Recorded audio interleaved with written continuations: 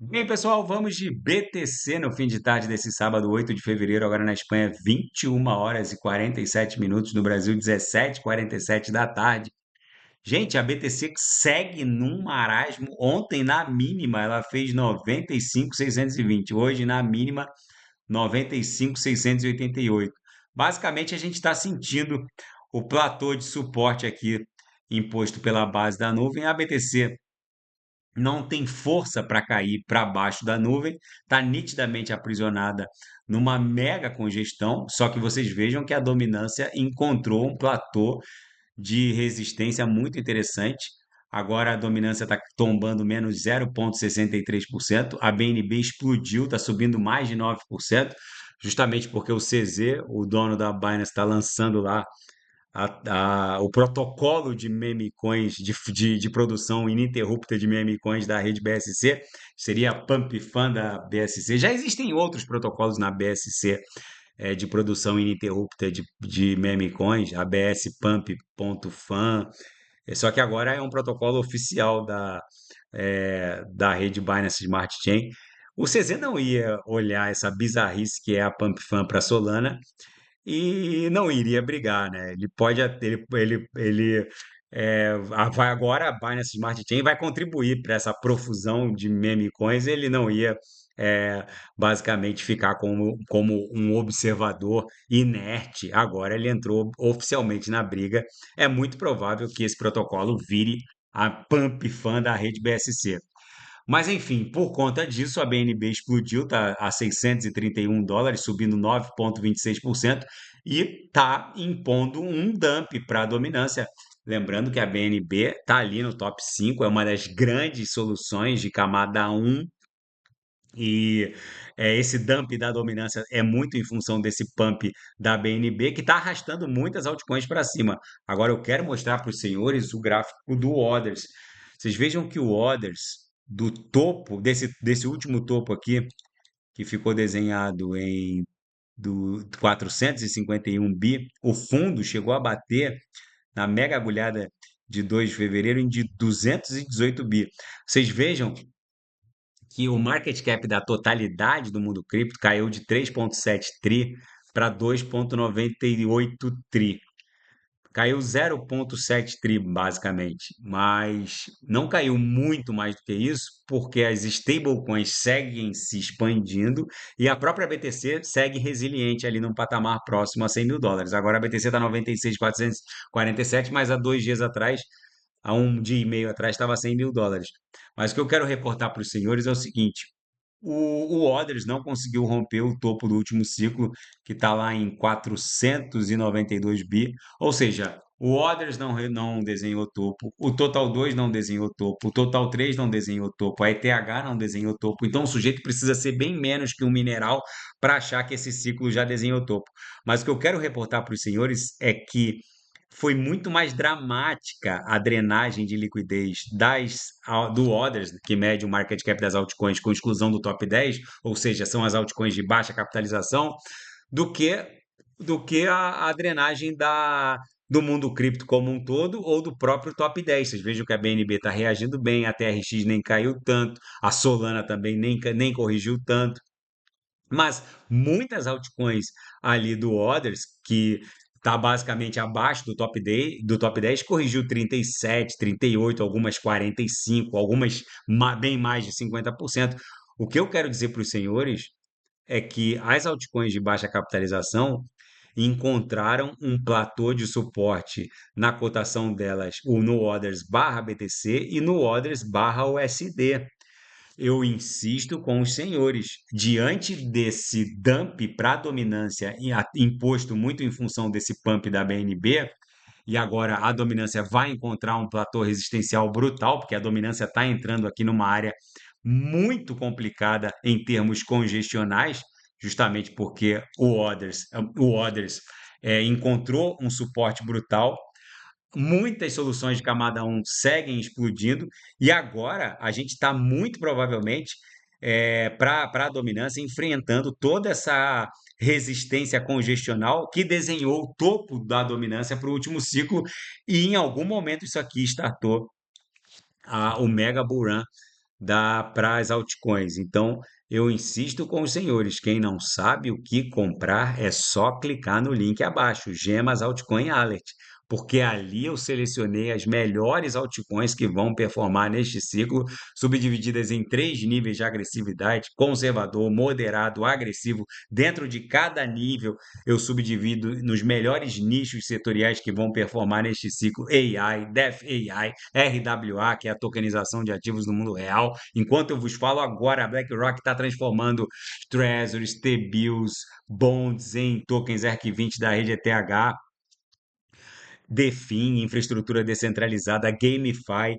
O que vem por aí para o Others, meus amigos, eu sinceramente vejo essa galera me mandando mensagem e que está desembarcando com muito pesar, porque eles fatalmente vão pagar um pedágio brutal no reembarque.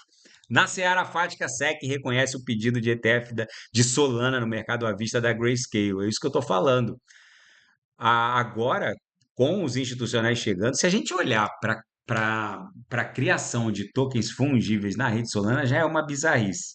Basicamente, são 3 milhões de novos tokens fungíveis na rede Solana a cada mês. Agora, se a gente olhar para a quantidade de novos public addresses criados na rede Solana, é outra bizarrice inacreditável. Estudem a lei de Metcalfe. O valor de uma rede é exponencialmente proporcional à base de usuários e à quantidade de riqueza que a rede faz trafegar.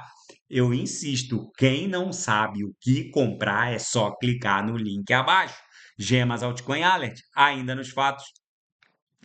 Um analista prevê uma alta de 1.500% para XRP se qualquer dos ETFs de XRP no mercado à vista for aprovado. Existem vários pedidos em andamento, a SEC com certeza vai aprovar alguns desses pedidos, e esse analista prevê um pump para até US$ 99 para XRP. Não sei se vai bater US$ 99, mas eu acho que a XRP facilmente vai namorar algo entre US$ 10 e US$ 15 até o final desse ciclo. A XRP caiu nas graças do establishment financeiro, porque é uma blockchain altamente centralizada. Quando a XRP, o mainnet da XRP Ledger, foi lançado, a comunidade cripto foi muito hostil com a XRP Ledger, porque ela advogava contra a descentralização, porque o principal validador desse consenso é a própria Ripple.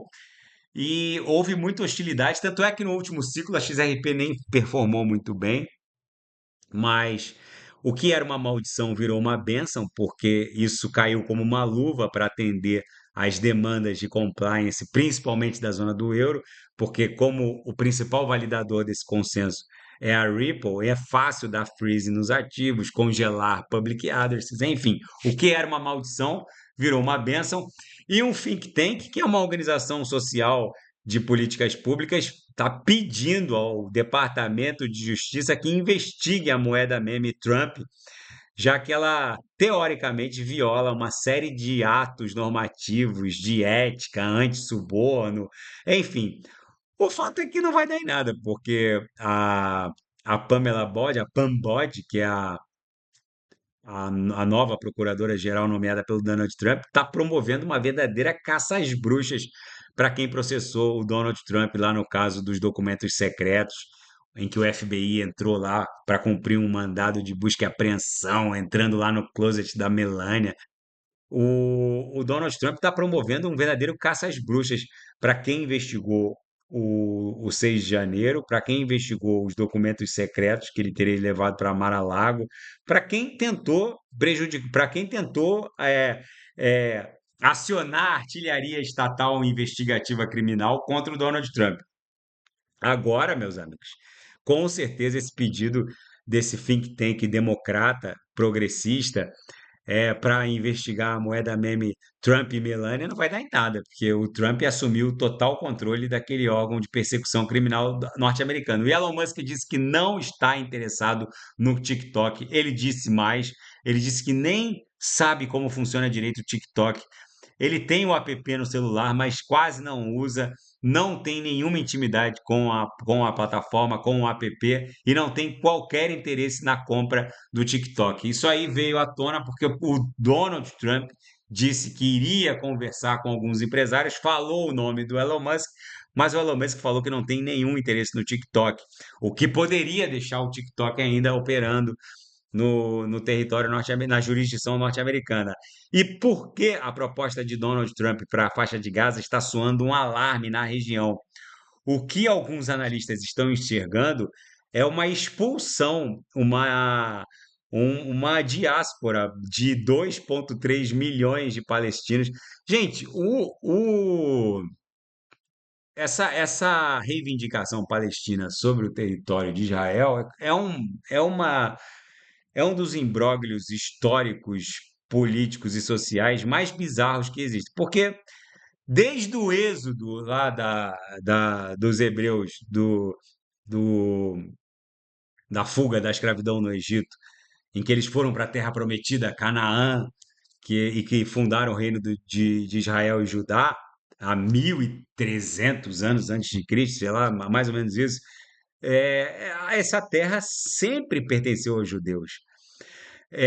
Depois houve o domínio babilônio em 580 e tantos antes de Cristo, mas os judeus sempre retornaram para a terra deles, a terra de Canaã, a terra prometida, historicamente sempre pertenceu ao povo judeu, aos hebreus, antes do, do estabelecimento e da criação da cultura judaica como um todo, desde o êxodo do Egito, até a chegada na Terra Prometida, aquela terra sempre foi dos judeus. Só que essa discussão toda remonta ao Império Otomano, porque depois da expansão dos otomanos, os judeus se viram, porque aí em 70 depois de Cristo, os romanos destruíram lá o segundo templo, mas os judeus permaneceram em boa parte no território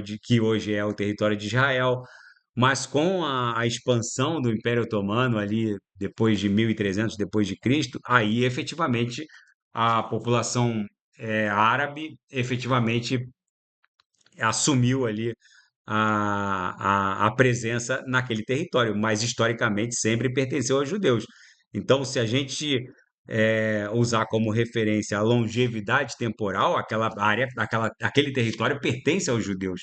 É que com a expansão do Islã pelo Império Otomano, a presença árabe se consolidou nos últimos séculos naquela região. Mas, historicamente falando, desde o êxodo, na fuga da escravidão no Egito, estou falando de 1300, 1400 antes de Cristo, até, até o Império Otomano, que basicamente existiu até a Primeira Guerra Mundial, aquele território sempre pertenceu aos judeus.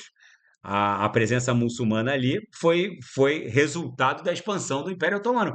Mas o fato é que esses 2,3 milhões de palestinos que reivindicam a soberania e a titularidade daquele território como pertencente a uma nação árabe palestina é mais um elemento, é mais um imbróglio nessa confusão toda, porque se for usar uma referência de longevidade histórico-cultural, a área pertence aos judeus, mas enfim, é complicado falar sobre isso, porque vai ter vertente para todos os lados, mas enfim, vamos ver exatamente como essa confusão vai se desdobrar. A BTC segue acumulando. Aqui ela encontrou um platô de suporte brutal na nuvem de Shimoku. Vocês vejam que a nuvem é a faixa de justiça do preço. Mas enfim, pessoal, na minha leitura, esse pump da BNB, que está subindo nesse momento 9,55%, está impondo um topo muito interessante para a dominância, e isso pode desenhar fundo para boa parte das altcoins que compõem o Others, que são as altcoins de baixa capitalização. Tá bom? Se nada fugir do script, eu volto amanhã para analisar a própria BTC. Fiquem com Deus e quem quiser sugerir alguma análise, é só colocar nas mensagens abaixo. Até amanhã, grande abraço. Fiquem